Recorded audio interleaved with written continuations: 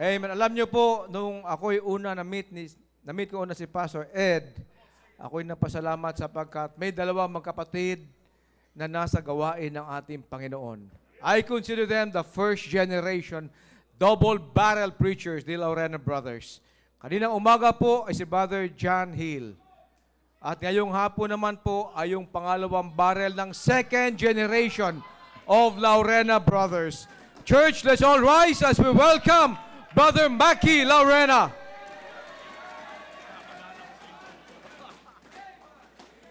Amen, amen. Praise the Lord po. And to God be the glory. Amen. At kanina, ginulat tayo ni Sir Roy. Kala ko si Sir Roy, di diretso dito.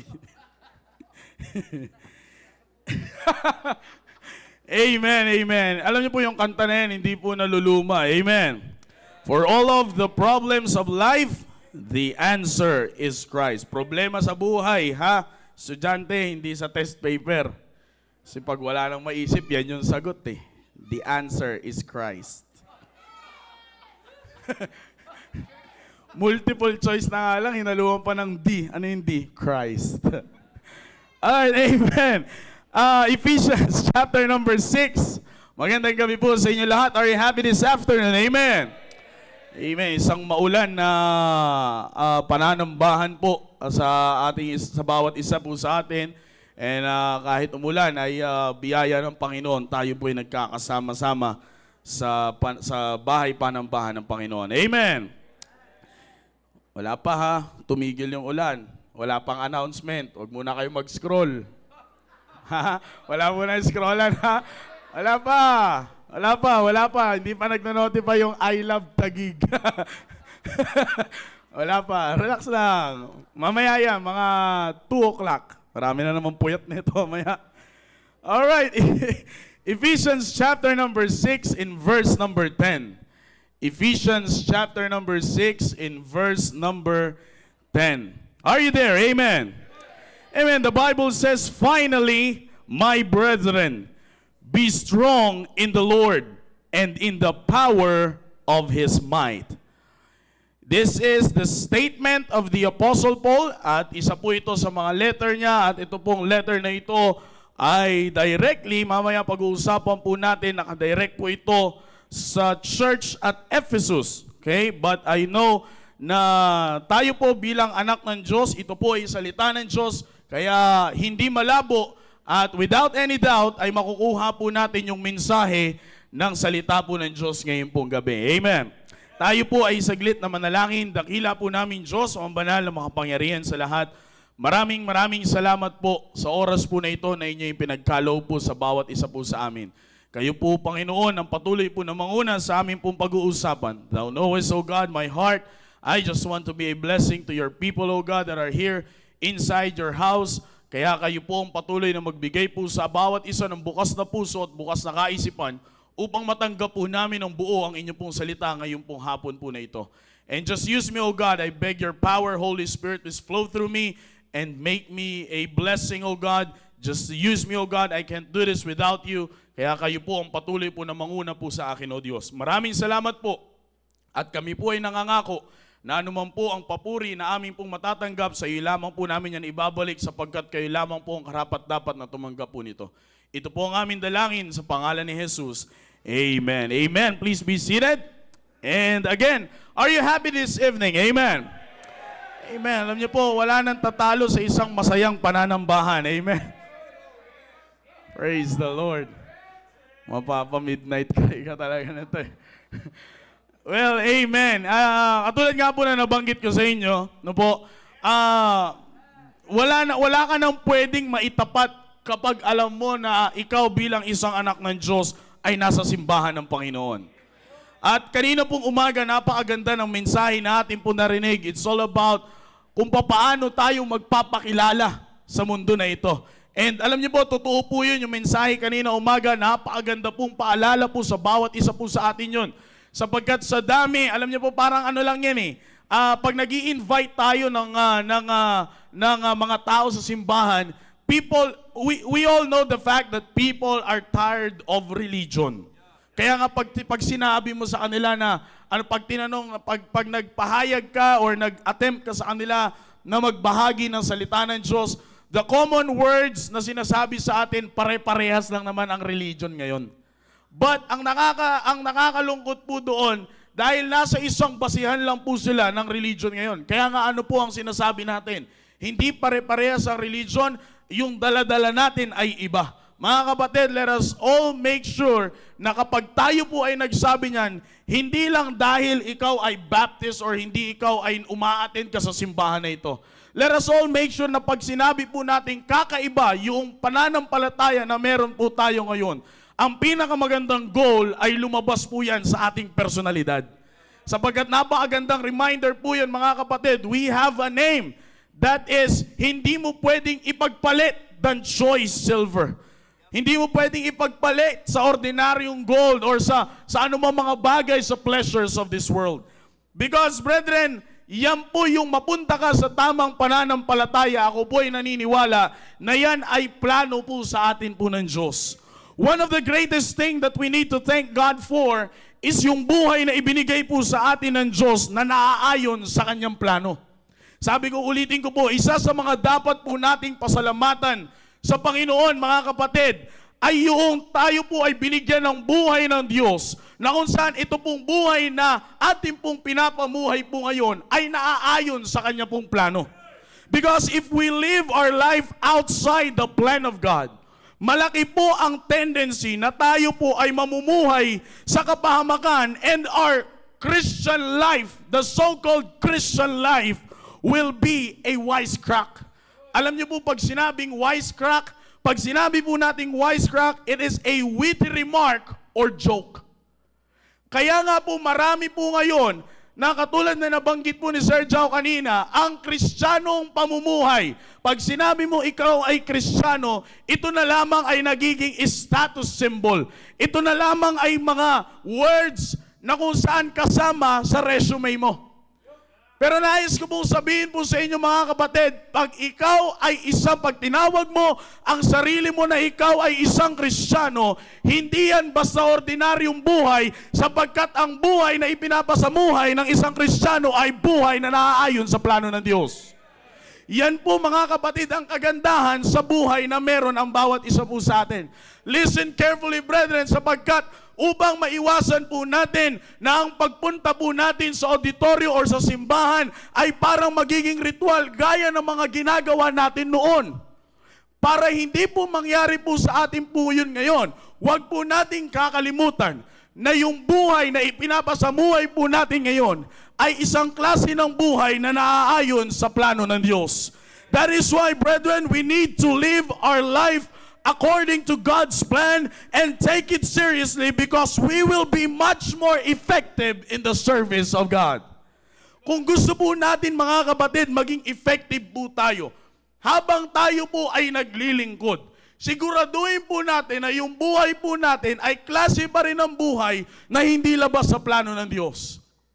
Mga kapatid, kung ikaw ay naniniwala na ikaw ay nilikha ng Diyos, kung pinapaniwalaan mo ang book of creation, kung pinapaniwalaan mo ang book of Genesis, kung pinapaniwalaan mo ang book of Psalms that you are fearfully and wonderfully made, then therefore dapat mamuhay ka ng isang klase ng buhay na naaayon sa plano ng Diyos.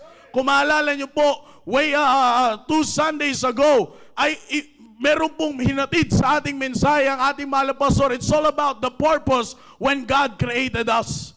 Dapat hindi ka lalayo doon. Dapat sa araw-araw mong pamumuhay, dapat yun ang makikita mo. Kaya nga, napakaganda na at the end of the day, walang masama na pwede tayo mag-reflect sa buhay po natin at sasabihin po natin, sa araw ba na ito, ako ba ay namuhay ayon sa plano ng Diyos?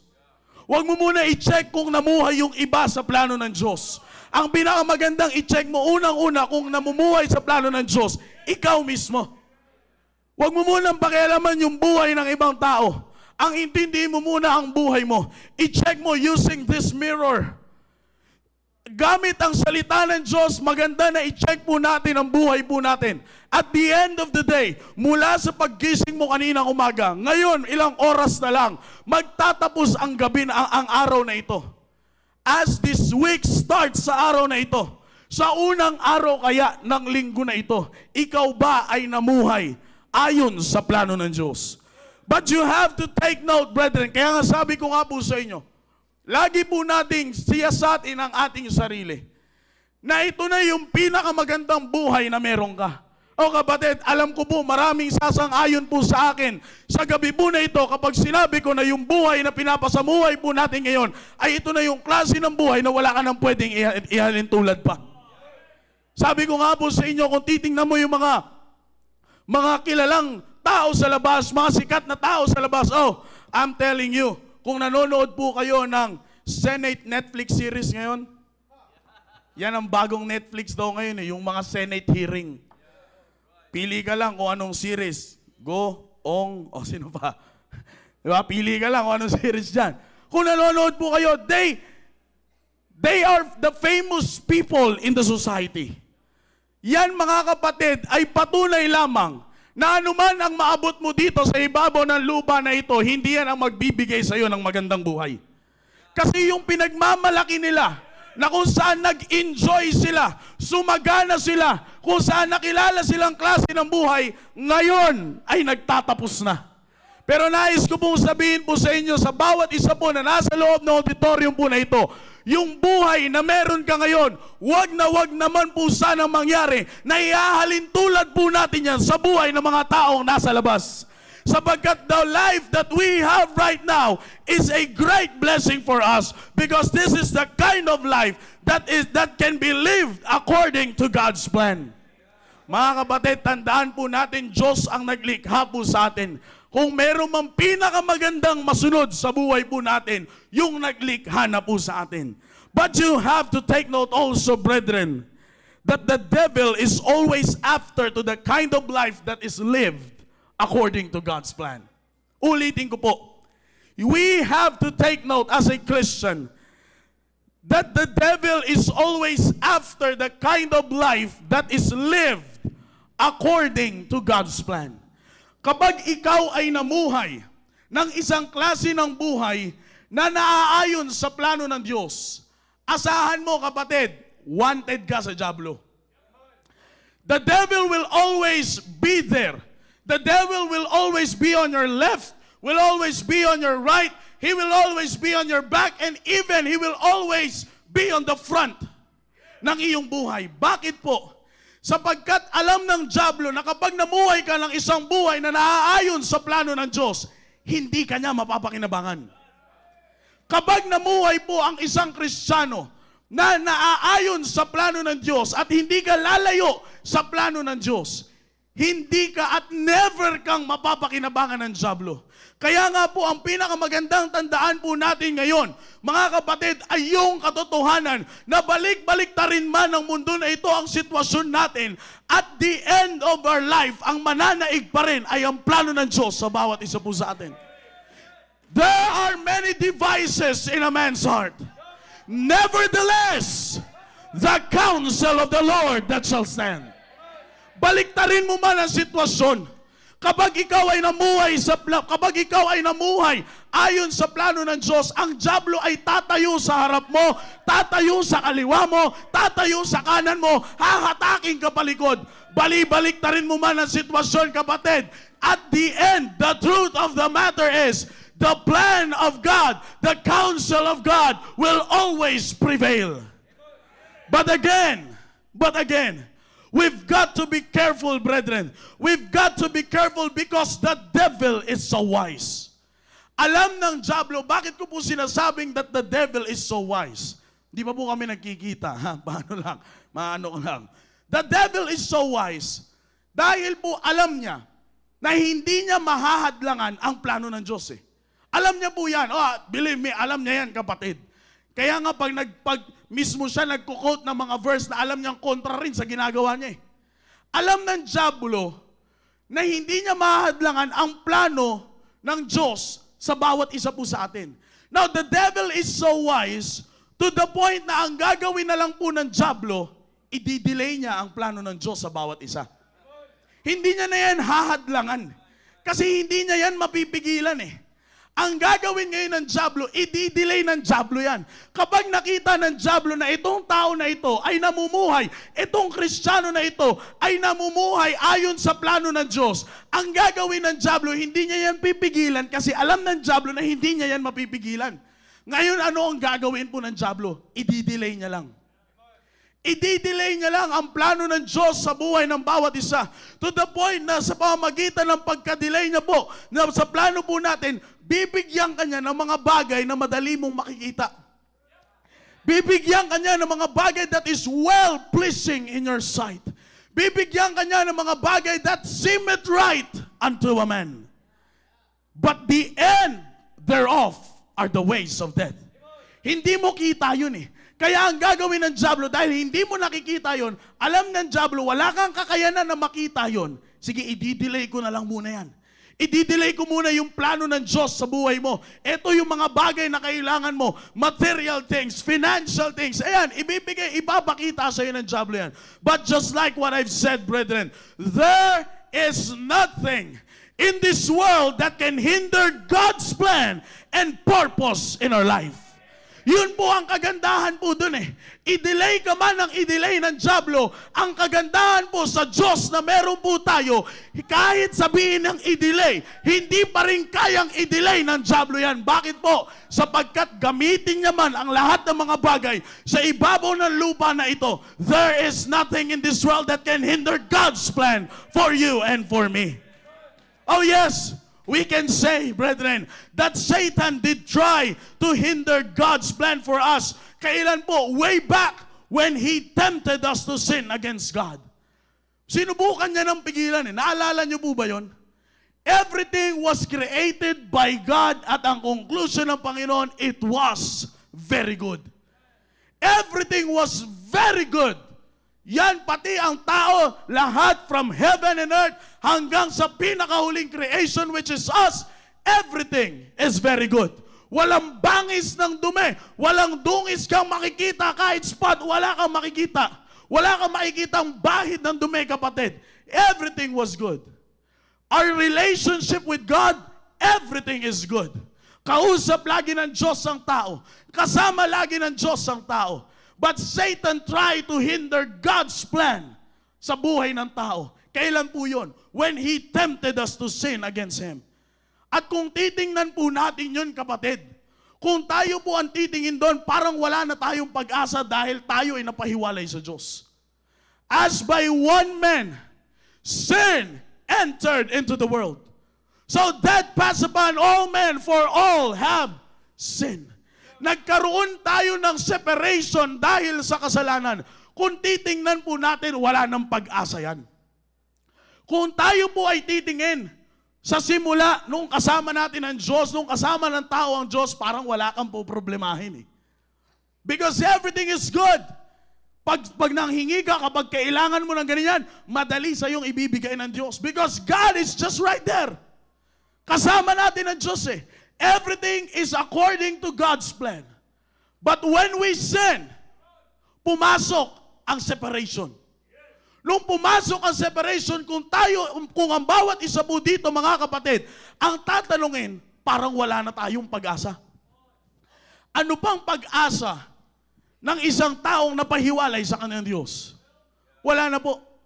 Kung titingnan po natin, parang nasa dead end na tayo. Tama, sir? Parang kung titingnan mo, wala na, pader na to. Paano ka pa lulusot sa kabila? Paano ka pa makakapunta sa next phase of your life kung dito pa lang, tapos ka na? Yan ang ginawa ng dyablo. Yes, he did try to hinder God's plan. Pero ang hindi po alam ng dyablo, kapatid, ang hindi po alam ng dyablo na ang plano ng Diyos sa kanyang nilikha ay hindi nagtatapos sa pagkakasala. Ulitin ko po, ang plano ng Diyos para sa kanyang nilikha, it is you and me right now, brethren. It is you and me. Yung plano ng Diyos sa kanyang nilikha ay hindi po nagtatapos sa pagkakasala, because the Bible says, in that while we were yet sinners, God commended His love, and Christ died for. But hold on, brethren. Hindi pa po doon nagtatapos yun. Hindi pa po doon nagtatapos yun. Yung inaakala na ng dyablo na, wala na, nagkasala ka na, malayo ka na sa Panginoon, malayo ka na sa Diyos, malayo ka na doon sa nagpaplano para sa'yo, wala ka ng pag-asa. But the Bible says again, but as many as receive Him, to them gave He power to become what? The sons of God.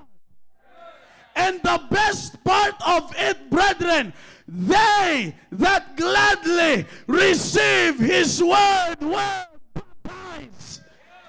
And now we're added to the local believing, sin-hating, hellfire damnation preaching, principle-based Baptist Church. Mga kapatid, kung nagdududa ka, yung makita mo lang ang sarili mong nakaupo ka sa loob ng auditorium na ito, patunay na yan, kapatid, na hindi nahadlangan ng dyablo ang plano ng Diyos sa buhay mo. Kung nagdududa ka pa rin, kapatid, kung nagdududa ka pa din, sige, kung nagdududa ka pa rin, yung makita mo lang ang sarili mo, na hindi ka lang basta church goer, kundi ikaw ay church worker. Again, kung nagdududa ka, yung makita mo lang na hindi ka lang basta church goer, kundi ikaw ay church worker. Patunay na yan, kapatid, na hindi nahadlangan ang job ng dyablo, ang plano ng Diyos sa bawat isa po sa atin. Now tell me, if there's something in this world that can hinder God's plan for you and for me. Sige nga mga kapatid, meron pa ba? May maitatapat ka pa ba sa kasalanan? Ano pa ang pwede mong itapat sa pinakamalakas na ginamit na ng dyablo para mapahiwalay tayo sa Diyos? Wala. Pero yung inaakala ng dyablo na pinakamalakas niya ng gamit para ikaw ay mapahiwalay sa Diyos, hindi pa rin pala malakas. Yung inaakala ng dyablo na eto na, tapos na ang plano ng Diyos sa iyo, kapatid. Bakit? Nagkasala ka eh. Nagkasala ka eh. Nagkaroon ka ng kasalanan laban sa Diyos, tapos na ang era ninyo. Akin ka na. Hindi ka na property ngayon ng Diyos, kundi property na kita, ang sabi ng dyablo. At kapag naging property na tayo ng dyablo, kapatid, of course, ang masusunod na doon ay yung gustong mangyari ng dyablo. Pero salamat sa Panginoon, pumasok ang John chapter number 3 in verse number 16. For God so loved the world. Hindi niya tiningnan yung kalagayan natin nung tayo'y makasalanan pa. Ang tiningnan niya yung kalagayan natin na kung saan tayo makasalanan, na mas kailangan natin siya compared noong maayos pa tayo. He gave His only begotten Son. Mga kapatid, this is a basic thing kung iisipin po natin na kung bakit ko po ito sinasabi. Just for us to know that there is nothing in this world that can hinder God's plan for you.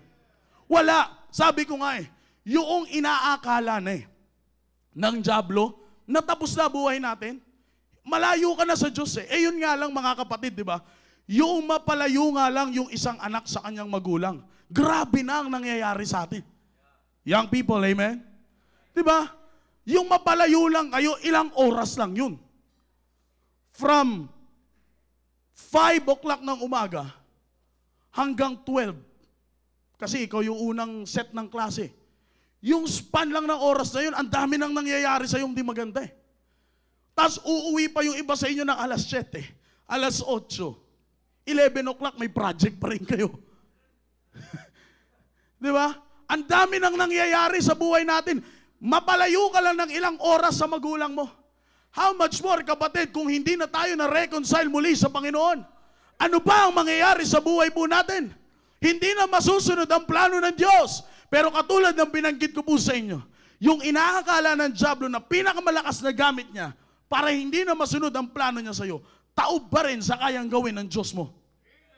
That's why there is nothing in this world that can hinder God's plan for you. But again, the devil will always be there to make God's plan delayed in your life. The devil will always be there para i-delay niya ang plano ng Diyos sa buhay mo. That is why the best thing that you should do right now is to fortify your life. That's the title of the message this evening. Fortify your life. Pag sinabi mo nating fortify, listen now. Fortify, it means to provide a place with defensive works as protection against attack. That's the meaning of the word fortify. To provide a place with defensive works as protection against attack. In the book that we've just read, brethren, this is a letter from the Apostle Paul to the Ephesians. And the very purpose po neto, mga kapatid, the very purpose of this letter is to strengthen the believers in Ephesus in their Christian faith by explaining the nature and the purpose of the church, the body of Christ. Because Apostle Paul believed that if the believers will understand the nature and the purpose of the church of God, they will also understand God's plan for them. Kaya nga kapatid, huwag po nating basta-bastahin ang pananambahan natin. Kaya nga po meron talata in the book of Hebrews na nagsasabing we should not forsake the assembling of ourselves together.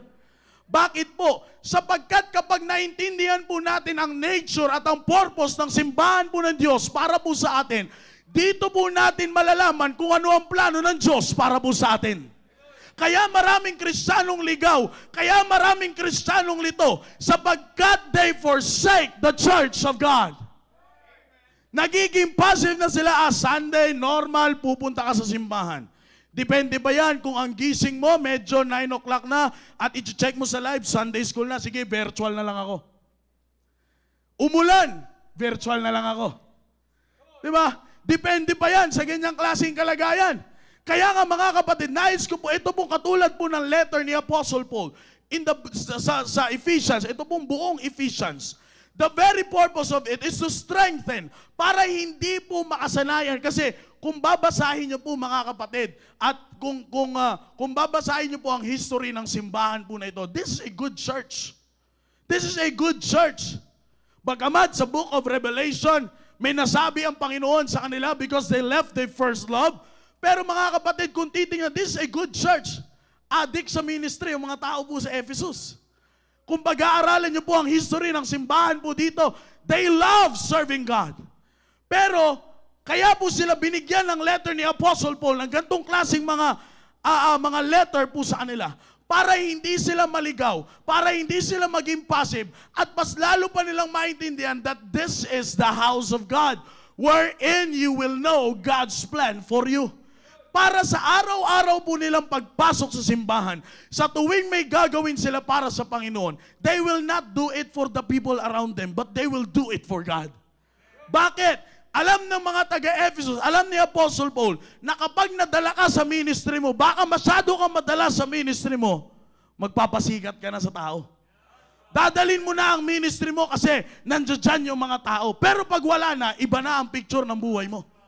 Now, that's not what Apostle Paul wants na mangyari po sa kanila. Hindi ganun ang gusto ni Apostle Paul. Kaya sinulatan sila ni Apostle Paul na maybe sa araw-araw mong paglilingkod sa Panginoon, baka mangyari sa ito. Now, this is my letter for you.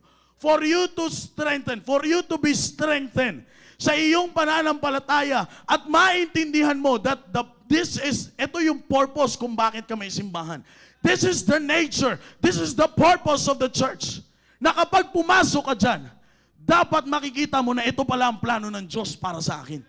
Kaya nga yan po ang pinakamagandang examine po sa ating ngayon. I-examine natin ating sarili. Ngayong gabi, nandito ka sa loob ng simbahan na ito. Nakikita mo na ba ang plano ng Diyos sa buhay mo? Nakikita mo ba kung ano ang plano ng Diyos? Bakit kailangan mo pumunta ng Sunday morning? Nakikita mo ba ang plano ng Diyos? Bakit kailangan mong magpumunta ng Sunday evening? Bakit mo kailangan umattend? Bakit meron tayong midweek service? Naiintindihan mo ba ang plano ng Diyos? Kapatid, that is why you should not miss every service na ating pong ginagawa po dito, mga kapatid.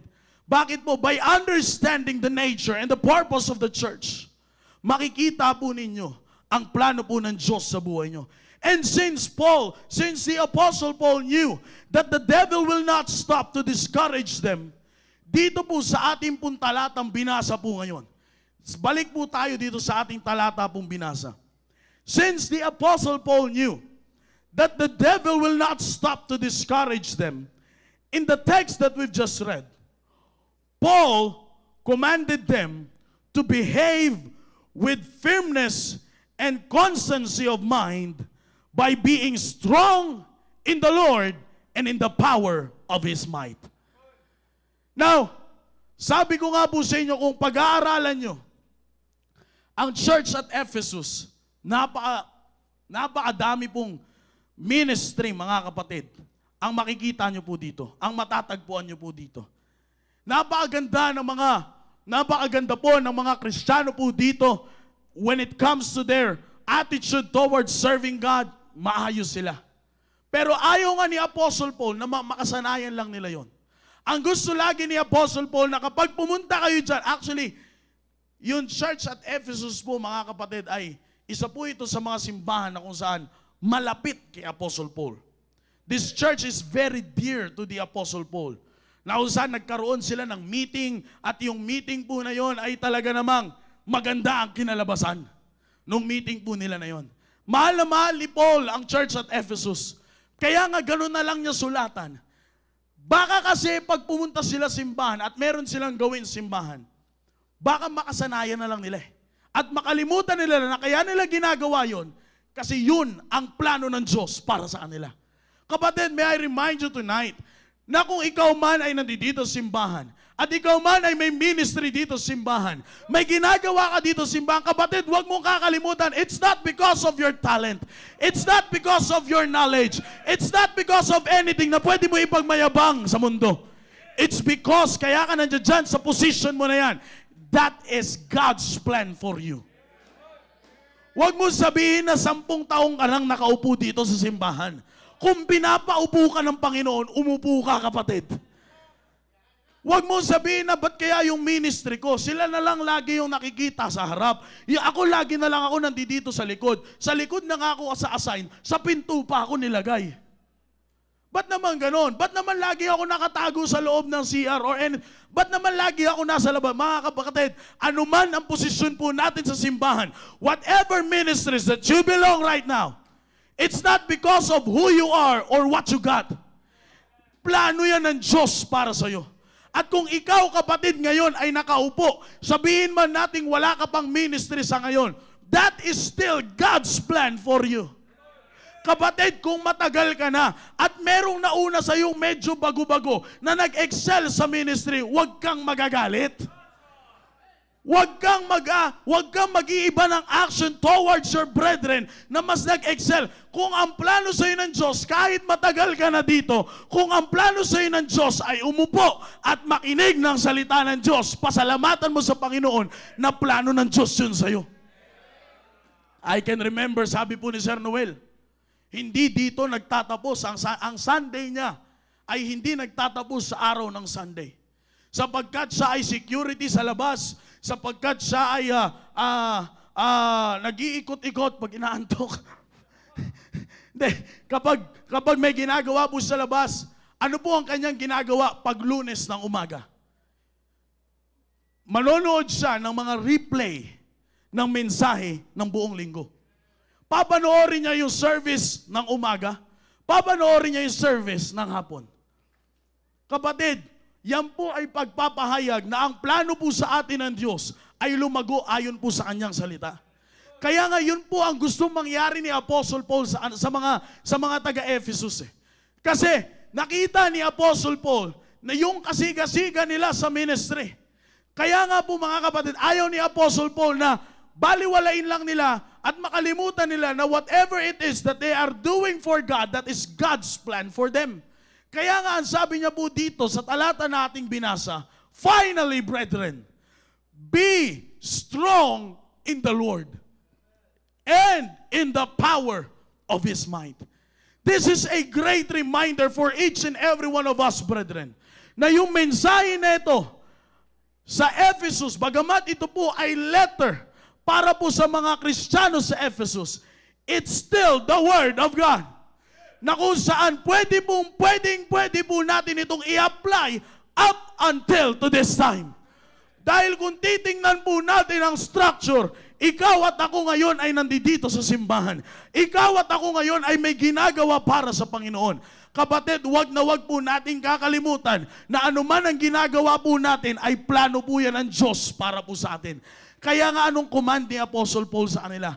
Wag na kayong, as you serve Christ, as you serve in this church, wag na kayong maghanap ng ibang bagay na pwedeng magpanatili at magpalakas sa inyo habang kayo ay naglilingkod sa Panginoon. Be firm, be constant in your mind, that focus your mind to only one thing that can make you strong in your life, and that is to be strong in the Lord and in the power of His might. Kapatid, may I remind you tonight na wala na pong ibang pwedeng maging paraan sa mundo po na ito para patibayin natin ang ating bumbuhay. Because the only way for us to fortify our life is to embrace God's empowerment and accept His presence in everything we do. Kapatid, kung gusto mong pagtibayin ang buhay mo, di ba, physically wise, paano mo pagtitibayin ang sarili mo? Matulog ka ng maaga, hindi umaga. Amen? Amen. Guilty tayo lahat dyan. Matulog ka ng maaga. Makinig ka ng family time with God. Diba? Physically wise muna tayo. Physically wise. Matulog ka ng maaga. Kumain ka ng tama. Uminom ka ng tama. Diba? Mag-exercise ka. Diba? Mag-exercise ka. Yan ang mga bagay na pwede mong gawin. Uminom ka sa mga nagtitake na po ng supplements sa inyo. You take that, dagdag kalakasan. Diba? Para lumakas ka physically, kailangan mong pagtibayin, kailangan mong kunin yung mga bagay na magpapatibay sa'yo physically. Kung gusto mong tumibay physical. Pero kung gusto mong tumibay physical, tapos kukunin mo yung mga bagay na hindi sa'yo magpapalakas physical. Di ba? Yung mga bagay na hindi sa'yo magpapalakas physical, huwag mong asahan na lalakas ka physical. Ilagay po natin sa spiritual na pamumuhay po natin. Maraming Kristiyano ngayon ang gusto lumakas sa kanilang spiritual na buhay. Maraming Kristiyano ang gusto nila maging matatag sa kanilang spiritual na buhay. Pero yung pamumuhay na kinukuha nila, kung saan sila kumukuha ng lakas, maling source ng lakas. You will never fortify your spiritual life if you're getting your strength in the power of this world.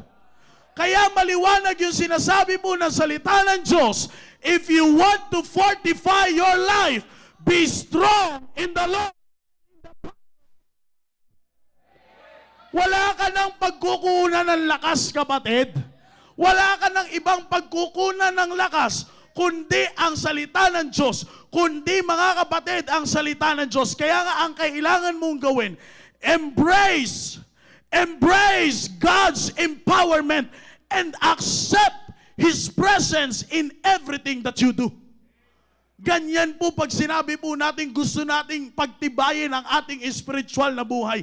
Hindi pera, hindi title, nor those things that this world is offering to you ang magpapatibay ng buhay mo, but it is always God's ability alone. Kapatid, pag binasa po natin finally, my brethren, be strong in the Lord and in the power of His might. The word might, it means the ability of God. Kasi ang dapat po natin makita dito, kapatid, yung katotohanan na ang kailangan po natin habang tayo ay namumuhay sa ibabaw po ng mundong ito, ang kailangan po natin ay abilidad ng Diyos at hindi abilidad ng tao. Kasi if we will just realize it, brethren, what is man's ability compared to God's ability? Sige nga po. kung pagkukumparahin po natin ang lakas. Ang lakas, kapatid, anong kumpara ng abilidad, yung kakayanang gawin ng tao sa kakayanang gawin ng Diyos? Marami na pong sumubok. Marami nang sumubok, kapatid. Kailangan po natin magising sa katotohanan that if we will just look around us, marami nang sumubok na buhayin ang kanilang sarili ayon sa kanilang abilidad. Pero at the end of their life, ang tawag nila ay, Diyos ko po, Diyos ko po. Sa panahon ng kagipitan, Diyos ko po ang tawag nila. Sa panahon ng kagipitan, isa lang ang tatawagan nila, and it is God. Bakit? Yan po ay pagpapatunay na kung ipagkukumpara po natin, anong kakayanan ng abilidad ng tao sa abilidad ng Diyos. Brethren, don't you forget that trusting in our own ability will never help us to fortify our life. It will never help us to fortify our life, but rather, it will make us weak in our life. Kapatid, balik tayo po doon. Balik tayo doon sa meaning ng fortify. To provide a place with defensive works as protection against attack. Okay, sige, abilidad ng tao. Yung abilidad po natin, ang gamitin po nating lugar para magkaroon ng depensa ang buhay po natin. Kayo na po ang magsabi ngayon kung may mangyayari. Kayo na po ang magsabi ngayon kung hanggang saan yung ilalagay mong depensa. Parang ganito lang yan eh. Hartley. Sis Porgy. Okay. Pag sinabi po ni Hartley na, abilidad ko ang masusunod para magkaroon ng proteksyon ng buhay ko. Sige, kunin mo yung proteksyon mo, yung kapatid mo.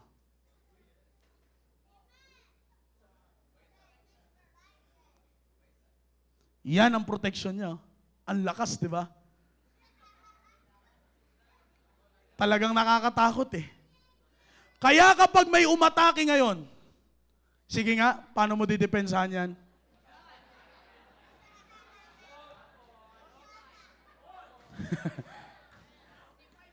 $45 yan.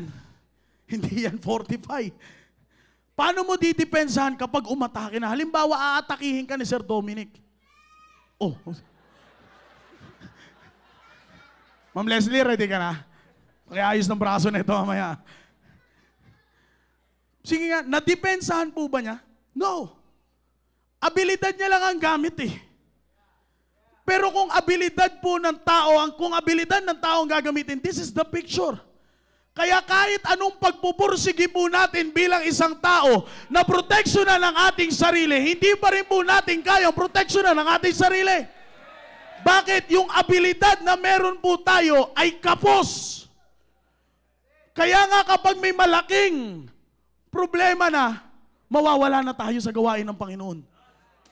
Kapag ito na ang gantong klaseng kalaking problema na, ang humarap sa atin, hindi na tayo nakikita sa simbahan. Hindi na po tayo nakikita. Kaya nga may mga katagang, nasa na si brother ganito? Nasa na si sister ganito? Noong nakaraan lang nagsoul winning ito. Noong nakaraan lang nasa team preparation ito. Noong nakaraan lang nasa team focus ito. Noong nakaraan lang, nandiyan lang yan sa table ng fathers. Nandiyan lang yan sa table ng mothers. Bakit nawala? It's because we trust in our own ability. Kaya katulad po ng binanggit ko po sa inyo kanina, trusting in our own ability will never help us to fortify our life, but instead, it will make us be weak in our life. Magiging mahina eh. Sabi ko nga po sa inyo, paano mo ikukumpara yan? Hindi nga umabot sa dibdib. Konti lang agwat mula siko. Paano mo sasabihin na kaya niyang depensahan ang sarili niya? Pero kapatid, hayaan mo yung ability ng Diyos ang manguna sa buhay mo. Pag yung ability ng Diyos ang manguna sa buhay mo, baliktad na yan. Ito na ang magiging shield mo, ito na lang ang atake sa'yo. Yan po ang hindi natin nakikita at hindi po natin pinapasalamatan sa Panginoon. Nako, kaya po tayo listen up, kung bakit ka nakakapag-testimony dito, it's because God's ability ang nangunguna sa buhay mo. It is not because of you, it is God's ability. Matibay. You chose to be strong in the Lord and in the power of His might. Kaya kahit anong atake sa'yo ng mundo na ito, sige, atakihin mo, itulak mo, kung matutulak mo, ilibre kita ng pastil ng nanay mo. Hindi mangyayari yan, kapatid. I'm telling you, kahit ilang tulak mo dyan, hindi matutumba yan. Bakit? Bakit? Ability na ng Diyos ang nangunguna eh. Alam niyo po kung ano ang kagandahan pa? One of the best thing kapag ability ng Diyos, hindi ka na open target. Kanina open target siya eh. Ability niya yung nangunguna eh. Young people, nakukuha niyo ba? Kaya kahit napapalibutan ka na, huwag kang susuko. Huwag kang susuko kahit sabi mo mag-isa ka na lang. Sir, 10 na yung nakapalibot sa akin, ako na lang ang totoong lalaki. Huwag kang bibigay, kuruting kita eh. Huwag kang bibigay. Sir, ako na lang yung hindi nagko-compromise sa school namin. Sige lang, hanggat nakakapag-post ka pa sa GC ng young people, na nakakapag-share pa ka pa, just keep on going. Sir, ako na lang yung hindi sumasama sa mga outing, sa mga ano tawag doon, Sir Conrad, sa mga ano ng call center, sa mga team building na yan. Ako na lang ang hindi sumasama dyan. Sige lang, kapatid. Gamitin mo lahat ng leave mo sa event ng simbahan. Sige lang, kapatid. Sir, pinagtatawanan na ako, ang leave daw ay para ma-enjoy ko naman ang buhay mo. Kapatid, be strong in the Lord. Kaya kahit nakapalibot sa iyan, kapatid, never kang magiging open target.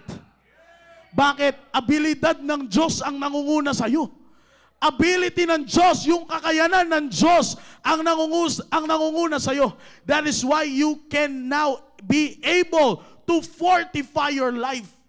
You will now be able to build a place with a defensive work.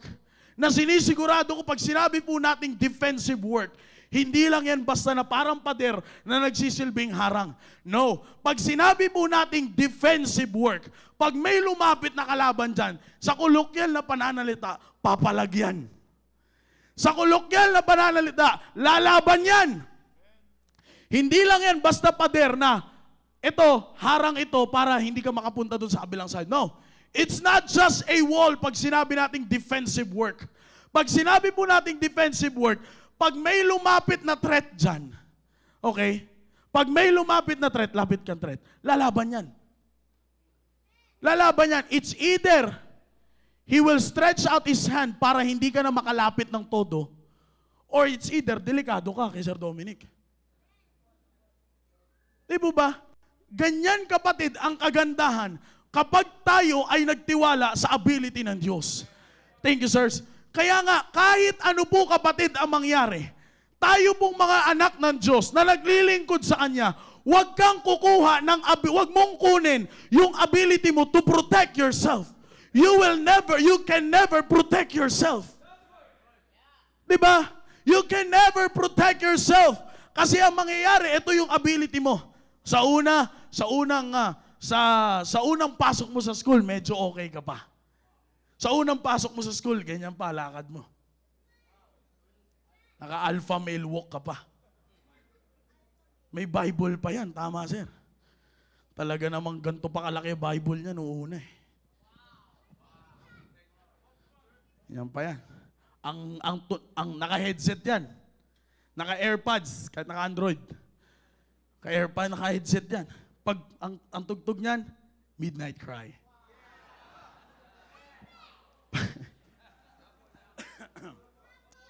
Hirap.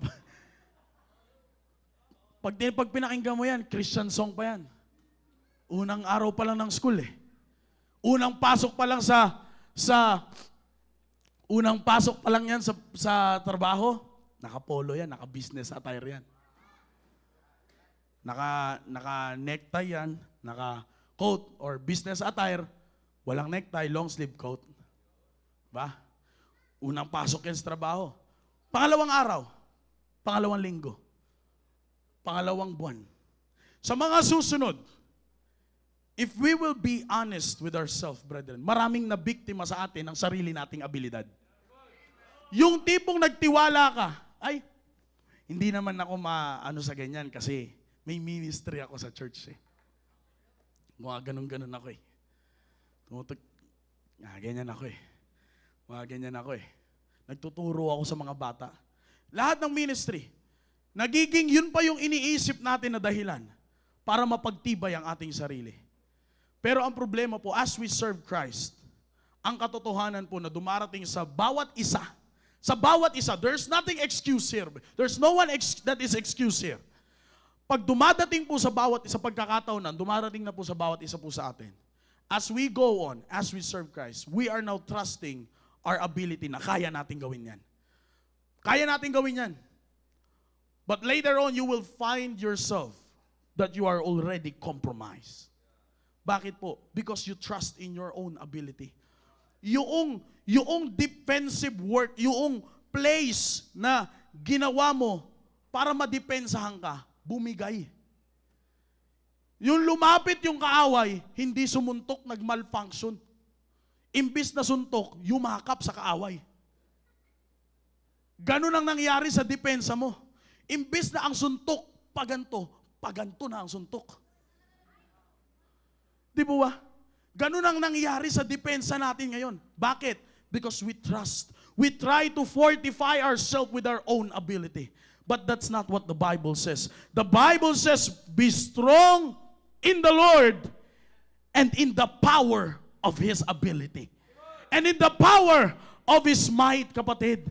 Kaya nga sabi ko nga po sa inyo, huwag po nating kakalimutan na kapag tayo ay nagtiwala sa ating ability, idadrag tayo niyan pababa.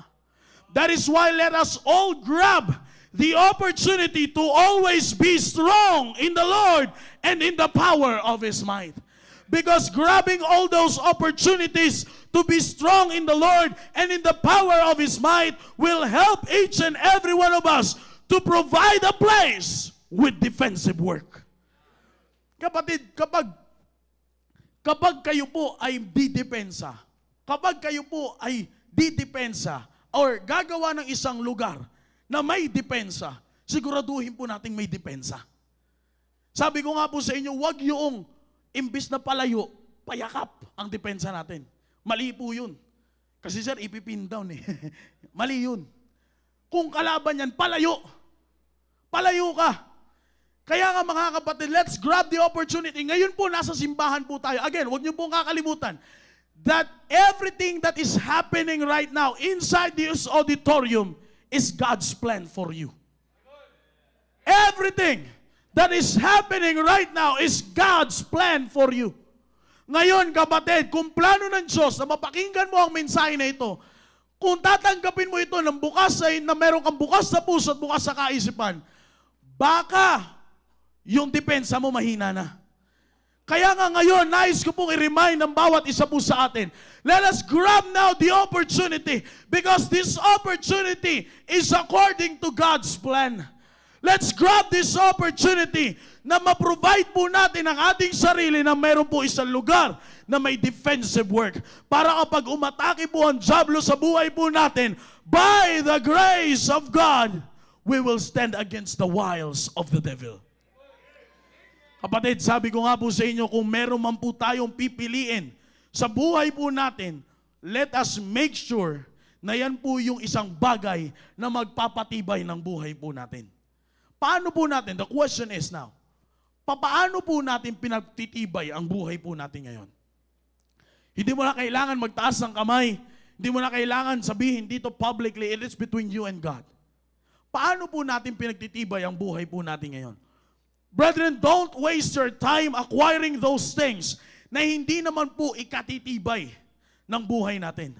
Always remember that our life is like a vapor that appeareth for a little time, then vanisheth away. Kaya nga, kung ngayon, kung hindi mo pa pinagtitibay ang buhay mo ngayon, ang buhay, saglit lang yan. Saglit lang po yan, kapatid. Only one life, soon it will pass. Lilipas yan, kapatid. At ang mananatili ay yung ginawa mo para sa Panginoong Kristo. Kaya nga ang tanong ngayon, kapatid, paano mo pinagtitibay ang sarili mo? Huwag ka na mag-aksaya ng oras. Fathers, huwag na po tayo mag-aksaya ng oras. Pagtibayin po natin ang buhay ng pamilya po natin. Same goes sa mga mothers. And especially sa young people. Huwag na kayong magsayang ng oras na kailangan nyo pang kunin yung ganito, kunin ko yung ganito, kunin ko yung ganyan. Don't waste your time, kapatid. Our life is like a vapor that appeareth for a little time, then vanisheth away. Ganyan lang kabilis ang buhay. That is why right now, the best thing that you need to do is to provide a place with defensive work. Fortify your life. Fortify, fathers, fortify the life of your family. Build a place na merong depensa. Huwag mong gawing open target sa jablo ang pamilya mo. Build a place na merong depensa. Young people, build a place na merong depensa sa buhay. Fortify your life. At para mangyari po yan, be strong. Be strong in the Lord and in the power of His might. Wala ka ng ibang pwedeng pagkukunan ng equipment, kundi ang ability ng Diyos. Kung itutuloy mo, kapatid, mababasa mo ang whole armor of God. Paano mo makikita at paano mo maisusuot ang armor of God? Paano mo maisusuot ang armor of God? Be strong in the Lord and in the power of His might. Hayaan mo na yung ability ng Diyos ang manguna sa buhay mo para pagsuot mo ng armor ng Diyos, meron ka na ngayong sandata para pagtibayin ang sarili mong buhay. Kapatid, I'm done. Kanina po as way of my introduction, sinimulan po natin ang mensahe po na ito. Ipinakita ko po sa inyo na walang makakahadlang sa plano ng Diyos. Magtiwala po tayo sa sinasabi ng salita ng Diyos. Magtiwala po tayo sa kakayanan ng Diyos para meron po tayong lakas na pagtibayin ang ating sariling buhay. Tumayo po tayong lahat. Dakilang Diyos, salamat po sa oras po na ito na inyo yung pinagkaloob po sa amin. Salamat po sa inyo pong salita. I've done my part, O God. Kayo na po ang kumausap sa mga anak po ninyo, Panginoon, to make a commitment that they will fortify themselves, O God. Buhay ng bawat pamilya, buhay ng bawat individual. Maturuan niyo po kami, O Diyos, na magtiwala sa sarili po namin, sa inyo pong kakayanan at hindi po sa aming sariling kakayanan. Salamat po. Ito po ang aming dalangin sa pangalan ni Jesus. Amen.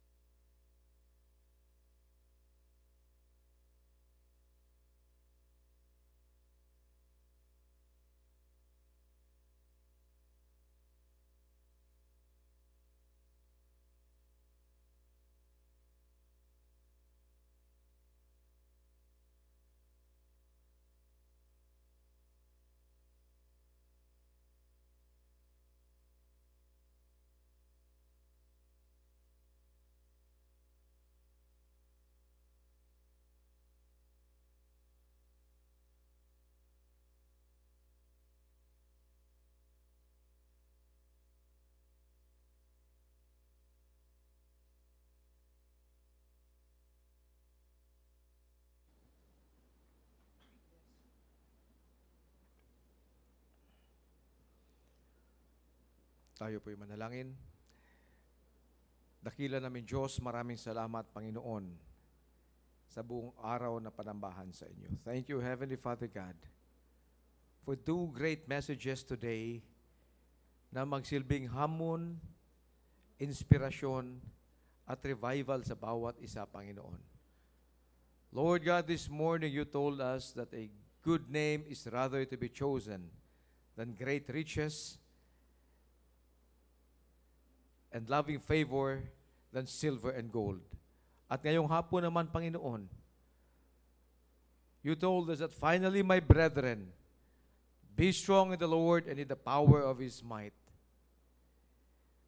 Dakilang Diyos, what more could we ask from you, Heavenly Father?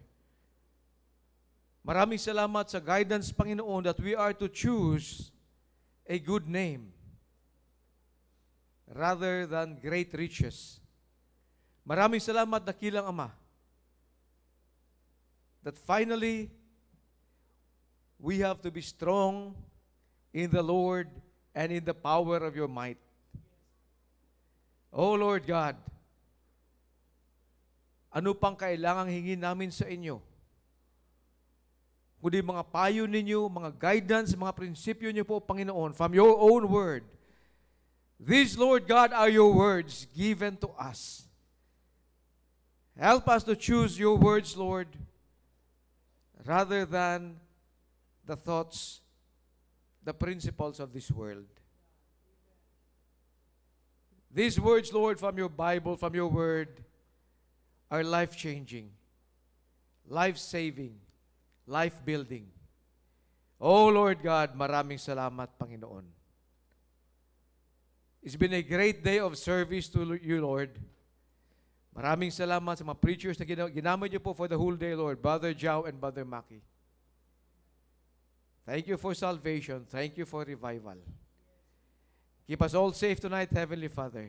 Look at your people, Lord God, kneeling before you, families and individuals. Strengthen the family, Lord. Strengthen the fathers. Strengthen the mothers. As we protect the next generation.